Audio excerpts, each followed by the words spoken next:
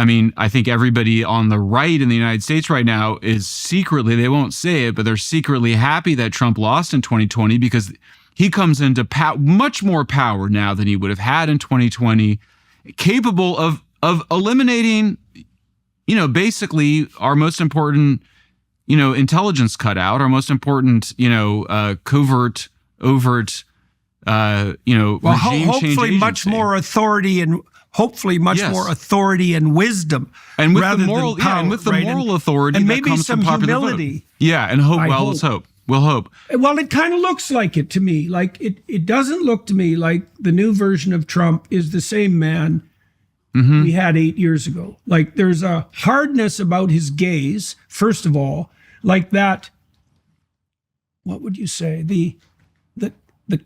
I don't want to call it clowny. Like there was an element of Trump that was huckstery, and that's a deep tradition in the U.S. Well, and like Colonel, was it Tom Parker, the guy who ran Elvis?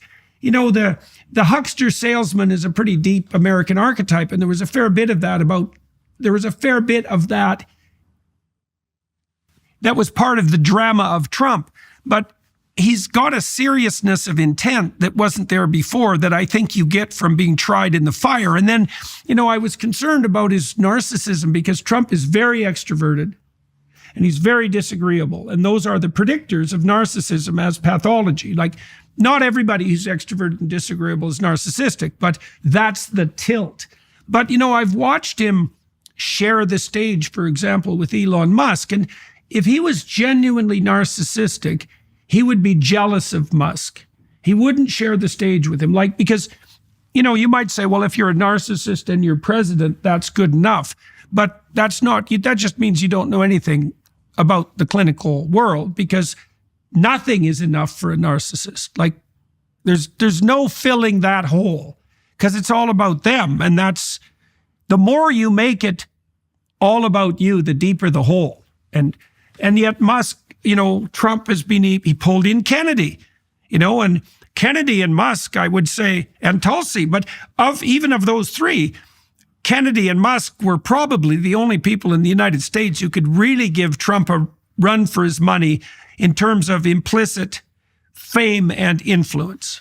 And yet he invited them along and they agreed to play. And so far it seems to be working. And, J.D. Vance is also an interesting choice because Vance is smart and competent and dynamic. And he's not the sort of weak vice president that we're used to. A narcissist would be attracted to. That's right. And so. Yep.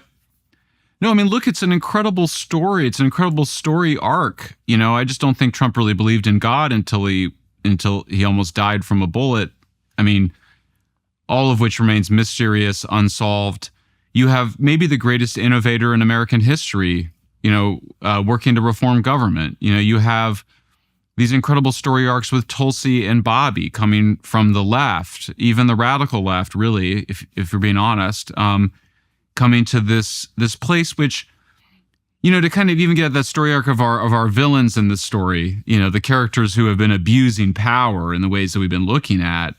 These are people who forgot what America was. I mean, the United States has been very reluctant to do foreign entanglements. I mean, the rise of the media industrial complex, of the kind of mass media complex, it's so recent. It's 100 years old in the United States. It sort of gets created by U.S. elites in order to persuade young men to go fight in World War I. That was when we really start with government propaganda. By the time you get after, World War II, of course, it just goes on steroids. You get out after World War II, but the media is very controlled after World War II, all the way through the rise of social media. But you have the people running those foreign policy institutions, Jordan. I mean the whole foreign policy establishment, just think big, the elites, let's just say all of them. They forgot what America was about.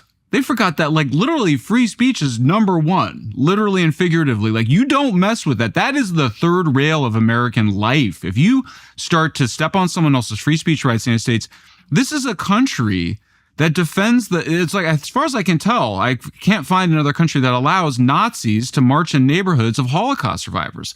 That is U.S. law, from Supreme Court, from the Brandenburg decision in the 1960s, reinforced in the Skokie decision.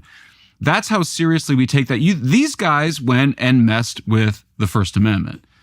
They then went and tried to incarcerate their political opponent, making up just phony thing after phony thing about him misstating, him misdescribing the payment to the porn star, and that was somehow 5 felonies, or that somehow he had some papers, even though he's the only person that can declassify, that can sort of declassify documents right away. Somehow he took some papers to his house and it merited an FBI raid on the house of a former president. These are bonkers behaviors. You look at them in retrospect, that is a kind of madness.